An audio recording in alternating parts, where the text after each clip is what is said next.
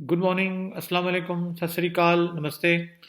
मैं जाहिद हूँ और यहाँ लंदन से आपके लिए लेटेस्ट यूके और इंटरनेशनल खबरें लेके हाजिर हूँ। आज मैं आपसे जो इम्पोर्टेंट चीज़ों पे बात कर रहा हूँ उनमें से एक तो कल जो प्राइम मिनिस्टर बोरिस जॉनसन ने जो तकरीर की है, ब्रीफिंग दी है लॉकडाउन को इजी करने के जो स्टेप्स हैं उसके ऊपर, और उसके ऊपर लोग क्या कह रहे हैं, उसके ऊपर जो कन्फ्यूजन्स हैं, और उसके बाद इंटरनेशनल खबरें हैं कुछ। चाइना में नए केसेस रिपोर्ट हुए हैं इस वायरस के, और कोरिया में भी। तो इनके बारे में आपसे बात करेंगे। तो इससे पहले कि मैं शुरू करूं, आपसे दरख्वास्त है, आपसे रिक्वेस्ट है कि प्लीज़ अगर आपने मेरा चैनल अभी तक सब्सक्राइब नहीं किया है तो प्लीज़ सब्सक्राइब का बटन क्लिक करें और बेल आइकॉन का भी क्लिक करें। तो सबसे पहले तो सब लोग जो इंतज़ार कर रहे थे बोरिस जॉनसन की तकरीर का, कल संडे की शाम को उन्होंने तकरीर की है। आज मंडे मॉर्निंग है। तो उन्होंने उसमें जो ये जो लॉकडाउन है उसके उसको खोलने के मुतालिक बताया कि किस तरीके से उसको खोला जाए, उसमें क्या स्टेप्स होंगे। लेकिन फ्रैंकली वो 13 मिनट की तकरीर थी, एक बहुत बड़ा ये सब्जेक्ट था, तो उसमें वो सब कुछ बता नहीं सके, क्लियर नहीं कर सके, और लोगों के दिमागों में बहुत सारे सवाल हैं। और जैसा कि एक अपोजिशन लीडर ने भी ये कहा कि उनके सवालों से ज़्यादा तो उनके जो लोगों के पास जवाब नहीं है और सवाल ज़्यादा है कि क्या किस तरीके से इस चीज़ के ऊपर अमल होगा, क्योंकि ये एक बहुत ही सीरियस बात है कि लोग इतने अरसे से घरों में बिल्कुल बंद होकर बैठे थे गवर्नमेंट की रिक्वेस्ट पे। और अब उन्होंने कल जो बोला कि जो लोग घर से काम नहीं कर सकते वो बस बाहर जाके काम करना शुरू कर दें। और फिर साथ में भी बोला कि सेफ रहें, डिस्टेंस पे रहें। और ये काफ़ी एक कंफ्यूजिंग सा मैसेज था, क्योंकि बहुत से लोग कह रहे हैं कि ये जो बड़ी बड़ी कंपनियां हैं, वो अगर वहाँ पे कई 100 लोग काम करते हैं, 10 20 50 जितने भी लोग काम करते हैं कमरे में एक जगह पे, और वहाँ पे उनको कोई अभी तक क्लियर गाइडलाइंस नहीं दी गई है कि उनको कैसे वो 2 मीटर के डिस्टेंस पे रखेंगे। ऑफ कोर्स अगर वो बैठे हैं तो उनको चलो रख देंगे, उसके बाद थ्रू आउट द डे क्या होगा और वहाँ पे किस तरीके से वर्कर्स को सेफ रखा जाएगा। तो ये बात अभी तक समझ नहीं आ रही है। और कौन कौन से जो है अभी बिजनेसेस तो उन्होंने ये बोला है कि बंद रहेंगे, लेकिन अगर लोग काम पे जाएंगे तो वो कौन से बिजनेस पे काम पे जाएंगे फिर। तो एक बहुत कंफ्यूजिंग है अब तक। और काफ़ी लोग फरलॉ पर हैं, उनको ये भी नहीं पता कि आया कि वो अगर फरलॉ पर हैं तो वो वापस काम पे जा सकते हैं कि नहीं जा सकते हैं, ये क्या होगा, या उनकी पेमेंट्स इफेक्टेड से होंगी। और उन्होंने ये बोला कि एक ही बात क्लियर है कि लोग बाहर जा सकते हैं एक्सरसाइज के लिए, एक दफ़ा से ज़्यादा ज़्यादा देर तक एक्सरसाइज कर सकते हैं। और फिर वही बात है कि वो कह रहे हैं कि अगर लोगों से मिलना है तो अब आप मिल सकते हैं, लेकिन बाहर कहीं ओपन स्पेस में, पार्क में मिलें, और 2 मीटर का फासला हो। तो ये सब चीज़ें जो ऐसी हैं कि बड़ा मुश्किल है कि हर कोई इसको फॉलो करेगा गाइडलाइंस को।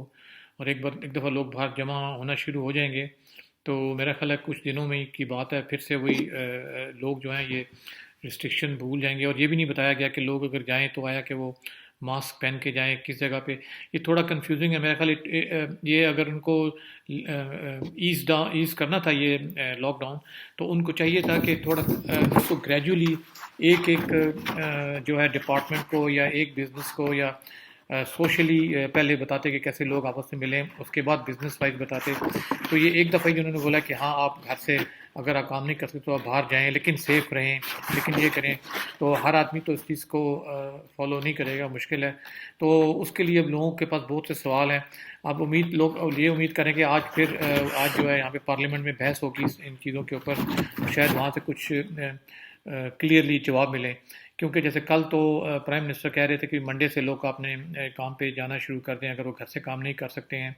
और लेकिन जो डोमिनिक रॉब हैं गवर्नमेंट के एक अहम वो रुकन है, वो कह रहे हैं कि वेनेसडे से शुरू करें। तो बहुत सी वही बात है कि कंफ्यूजिंग है, क्लैरिटी बहुत ज़रूरी है।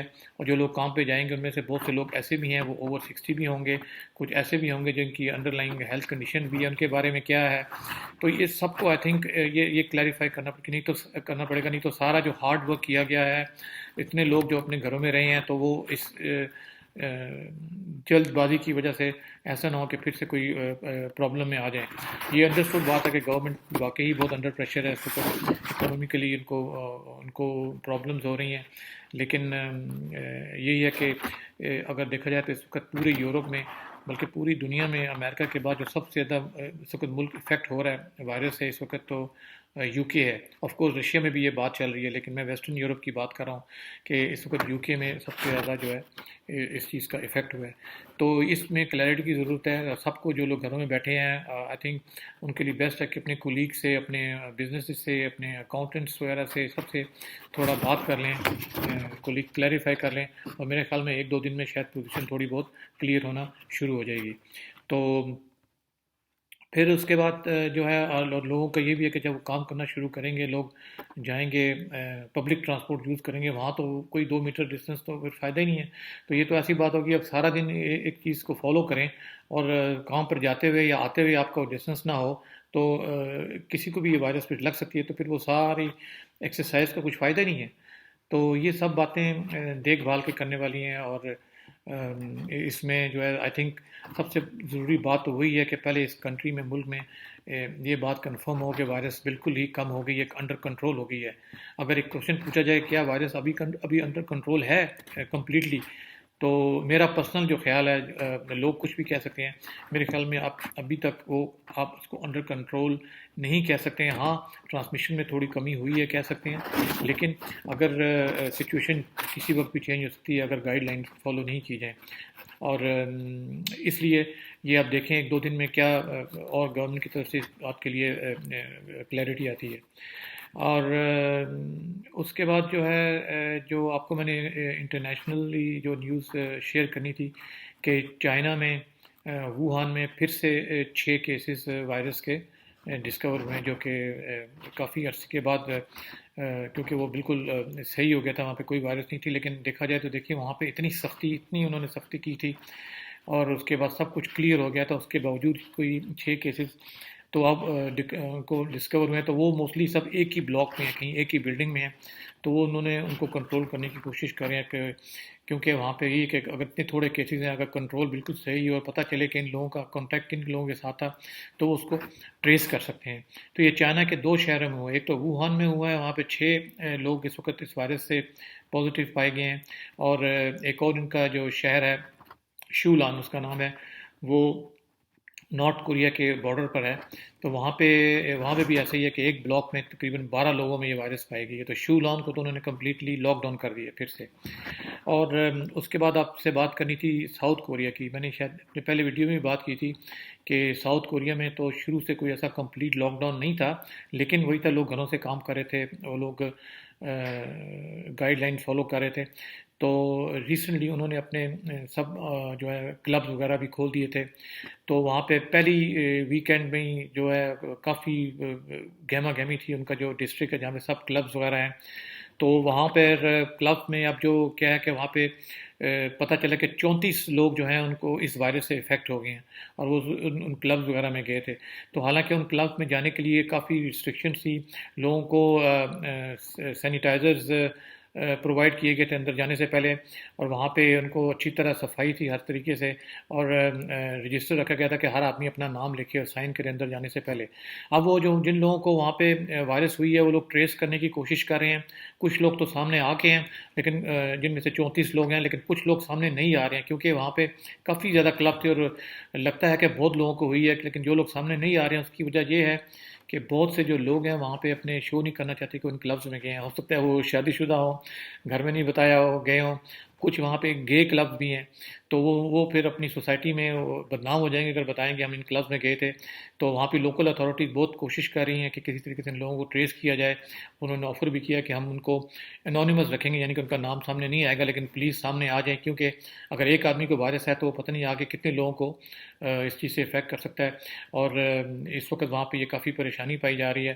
तो इवन के वहाँ पे ये स्कूल खुलने थे इस हफ्ते, लेकिन उन्होंने उनको डिले कर दिया अभी स्कूलों को खोलने के लिए दोबारा 1 हफ्ते के बाद।